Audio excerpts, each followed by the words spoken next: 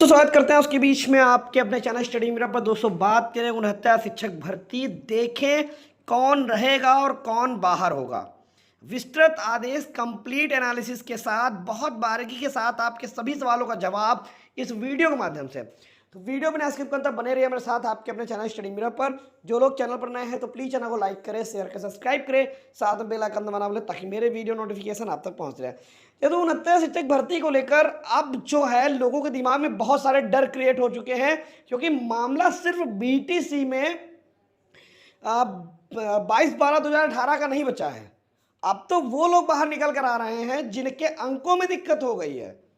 तो आइए मैं एक एक पॉइंट यहां समझूंगा। वीडियो थोड़ी लंबी हो सकती है तो कंप्लीट वीडियो सुनने का प्रयास करिएगा और ज़्यादा से ज़्यादा लोगों तक शेयर कर दीजिएगा, क्योंकि यहां पर सारी बात का निचोड़ है, सब कुछ है। तो आइए देख लेते हैं। एक आदेश मेरे पास आया जो महानिदेशक महोदय जी का था 18/2021 का, जहां पर परिस्थिति द्वारा शिक्षक भर्ती में सापेक्ष अभ्यर्थियों का चयन, नियुक्ति प्रक्रिया, अभिलेखों में विसंगति के संबंध में स्पष्टीकरण को लेकर महानिदेशक महोदय के द्वारा जारी किया गया था, जिसमें एक बात उन्होंने जिक्र किया था 4/12/2020 के द्वारा। ठीक है, दिनांक 4/12/2020, पद संख्या ये 1656/68/5/2020। मतलब सबसे 69,000 शिक्षक भर्ती का जो मेन आदेश है वो 1656/5/2020 4/12/2020 को आया था, और उसी के यहाँ पर डीजी साहब ने इसको लेटर को 18 जनवरी को जारी किया था। तो सबसे मैं आपको मेन ही लेटर दिखा देता हूँ जिसमें उन्होंने क्या क्या चीज़ें कही और क्या क्या दिक्कतें कही। आइए देख लेते हैं। तो दोस्तों ये वो आदेश आपके सामने देखते हैं 1656/5/2020। प्रेषक रेणुका कुमार, अपर मुख्य सचिव उत्तर प्रदेश शासन, सेवा में समस्त जिलाधिकारी और महानिदेशक स्कूल शिक्षा और निदेशक बेसिक शिक्षा, समस्त बेसिक शिक्षा अधिकारी, ये सबको लेटर लिखा था। ये देख सकते हैं आप सामने, डेट भी आपके सामने स्क्रीन पर दिख रही है 4 दिसंबर 2020। अब इसको मैं थोड़ा डिटेल में करूंगा वीडियो को, तो यहाँ पर प्लीज़ थोड़ा सा आराम से धैर्य के साथ देखिएगा। जैसे बिंदु संख्या 1 इसमें कहा था कि अगर कोई अभ्यर्थी है जिसका हाई स्कूल, इंटरमीडिएट, ग्रेजुएशन, प्रशिक्षण यानी बीटीसी, टीईटी के अंक पत्र प्रमाण पत्र में अंकित अभ्यर्थी का नाम, क्रमांक, माता पिता के नाम में भिन्नता।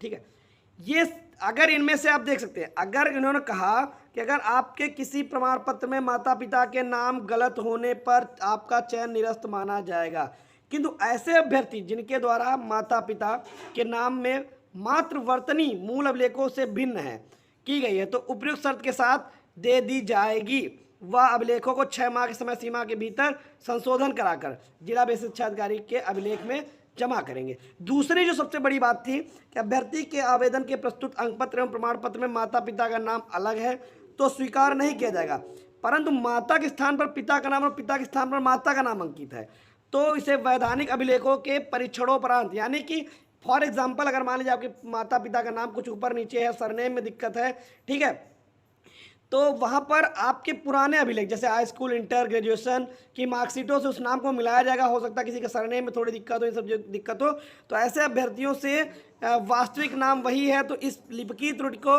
लिए उनका चयन निरस्त नहीं किया जा सकेगा। पहला डाउट तो यहाँ से ये क्लियर आप अपना कर लीजिए। दूसरा जो डाउट आपके बीच में आ रहा है, दूसरा जो पॉइंट है बिन संख्या 2, जिसमें कहा गया है कि अभ्यर्थियों द्वारा प्रस्तुत हाई स्कूल, इंटरमीडिएट, स्नातक प्रशिक्षण में प्राप्तांक एवं पूर्णांक पर प्राप्त एक्सेल सीट के अनुसार पूर्णांक प्राप्तांक में भिन्नता। दोस्तों यहाँ पूर्णांक और प्राप्तांक में अगर आपकी भिन्नता है तो आपका जो चयन है वो फाइनली निरस्त माना जाएगा। यदि अभ्यर्थी द्वारा मूल पत्र के सापेक्ष कम अंक भरा गया तो ऐसे अभ्यर्थी से कम अंक भरने का समुचित अभिलेखीय आधार प्राप्त कर लिया जाए।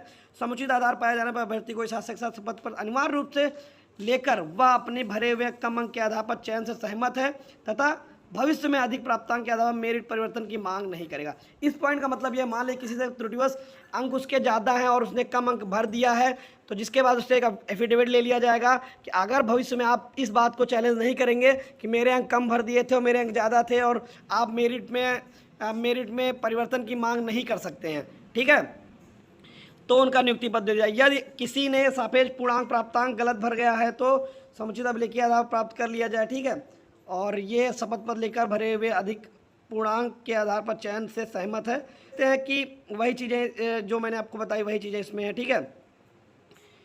और उसके बाद अगला पॉइंट ये है कि पॉइंट नंबर 3 ये कहता है अभ्यर्थियों के निवास प्रमाण पत्र एवं जात प्रमाण पत्र के दोस्तों यहाँ पर बताया गया है कि बेसिक शिक्षा परिषद के आवेदन प्रस्तुत निर्धारित की गई अंतिम तिथि 28/5/2020 के निर्गत किए गए निवास प्रमाण पत्र और जात प्रमाण पत्र को स्वीकार किया जाए। माननीय उच्च न्यायालय में वलशम्मा पाल बनाम कोचीन विश्वविद्यालय 1986 के एक्ट के आधार पर यह कहा गया कि यदि किसी महिला का दूसरी जाति में शादी कर लेने से मात्र से उसकी जाति का स्टेटस नहीं बदल जाएगा, बल्कि जिस जाति में उसने जन्म लिया है वही मानी जाएगी। अतः ऐसी महिला अभ्यर्थी जिसके द्वारा प्रस्तुत जात प्रमाण पत्र पिता के नाम का नहीं है, वह पति के नाम पर जात प्रमाण पत्र के आधार पर आरक्षण का लाभ प्राप्त करने हेतु चयन प्राप्त किया है तो उसका चयन निरस्त माना जाएगा। ठीक है, तो निवास प्रमाण पत्र जो था उसको लेकर उन्होंने कहा माननीय उच्च न्यायालय के आदेश के आच्छादित है और उसमें दिनांक 7/6/2019 निर्गत है। इस संबंध में उक्त शासनादेश के आलोक में कार्रवाई की है। पॉइंट 6 प्रशिक्षण योग्यता।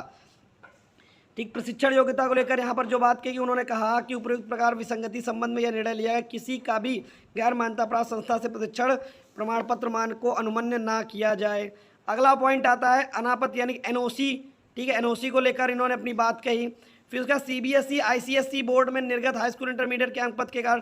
ठीक है, तो दोस्तों स्पष्ट ये आप समझ लीजिए कि अंक अगर गलत अंक पत्र भरने से आपका चयन हुआ है, ठीक है, और आपने गलत तरीके से अपना चयन लिया है तो वहाँ पर आपका चयन जो है निरस्त माना जाएगा। यहाँ पर कई सारे पॉइंट हैं, आपको यहाँ पर मैं वीडियो के माध्यम से दिखा दिया हूँ। इसकी पीडीएफ मेरे पास अवेलेबल है। पीडीएफ में किसी को दिक्कत हो तो वो पीडीएफ भी मैं प्रोवाइड करा दूंगा, नो डाउट। इसमें एक यहाँ पर एक चीज़, 1 वर्ष में 2 डिग्री होने के कारण अगर उपयुक्त प्रकार से विसंगति के संबंध में निर्णय लिया गया है कि इस प्रकार प्रकरणों को पर्याप्त साक्ष्य के प्राप्त केस टू केस बेसिस परीक्षण का निर्णय लिया जाएगा। किसी ने 1 साल के अंदर 2 डिग्रियाँ प्राप्त की हैं, सीजीपीए के आधार पर गुणांक आकलन, जो सीजीपीए जो आप आजकल की मार्कशीटें थी उसमें जो चीज़ें हैं उसके आधार पर चीज़ें बताई गई हैं। टीईटी सीटेड अंक पत्र व प्रमाण पत्र, अगर टीईटी सीटेड में देखते हैं प्राधिकारी ने निर्गत पात्रता परीक्षा 17 और 18 के अंक पत्रों माननीय उच्च न्यायालय में अनुपालन के आधार कार्रवाई के सीटेड के अंकों में भिन्नता होने पर स्वीकार ना किया जाए। देखिए यहाँ पर इस पर लिखा हुआ है कि जो टीईटी थे उसमें अंकों की भिन्नता की स्थिति में परीक्षा नियामक प्राधिकारी द्वारा निर्गत 17-18 के अंक पत्रों में यहाँ पर कार्रवाई की जाए। लेकिन यदि सीटेड ओबीसी कैटेगरी में उत्तीर्ण किंतु केंद्र के प्रारूप पर जाति निर्गत प्रमाण पत्र निर्गत ना हो तो अभ्यर्थी सीटेड नाचित। दोस्तों यहाँ पर क्या हुआ था कि टीईटी के बहुत सारे लोगों की मार्कशीट के नंबर ऊपर नीचे हो गए क्योंकि माननीय हाईकोर्ट का आदेश आया था, जिसके बाद टीईटी के मार्कशीट में 1-2 नंबर का ऊपर नीचे देखने को मिला था, तो इसलिए वहाँ पर उन्होंने कोई दिक्कत नहीं की। लेकिन स्पष्ट कहा अगर सीटेड के अंकों में भिन्नता है तो उसे स्वीकार न किया जाए और उसको तुरंत बाहर किया जाए। जन्मतिथि में भिन्नता, अगर उनकी जन्मतिथि में भिन्नता पाई जा रही है, अगर कोई व्यक्ति अभ्यर्थी ओवर एज या अंडर एज हो रहा है तो उसका चयन निरस्त ना किया जाए, किंतु उसकी जन्मतिथि अभिलेखों का वही अंकित की जाए जो उसके मूल अभिलेखों में अंकित है। ठीक है, तो ऐसे 18, 19, 20 में आप देखते हैं पता परिवर्तन के संबंध में उपयुक्त प्रकार से विसंगति के संबंध में निर्णय लिया गया कि अभ्यर्थी द्वारा आवेदन समय जो पत्र में पता अंकित किया था यदि काउंसलिंग के साथ परिवर्तित करना चाह रहा है तो पता परिवर्तन की अनुमति प्रदान करते हुए काउंसलिंग कार्रवाई की जाए। ठीक है, तो इससे कोई दिक्कत नहीं। शिक्षा मित्रों की श्रेणी अंकित न किए जाने प्रकरण, तो उसमें भी आप देखते हैं कि ऐसे 59 शिक्षा मित्र जिनको नियुक्ति पत्र निर्गत कर दिया जाए। ठीक है, कि लोग श्रेणी चुनना भूल गए थे। ठीक है, तो ये दिशा निर्देश दिए गए थे 4/12/2020 के, पूरा कंप्लीट आदेश है। आई होप आपको वीडियो आपको अच्छी लगी होगी। कंप्लीट जानकारी, कंप्लीट एनालिसिस सामने आपके साथ ये वीडियो शेयर की गई है। तो वीडियो अच्छी लगी वीडियो को लाइक एंड शेयर करें। Thank you for watching.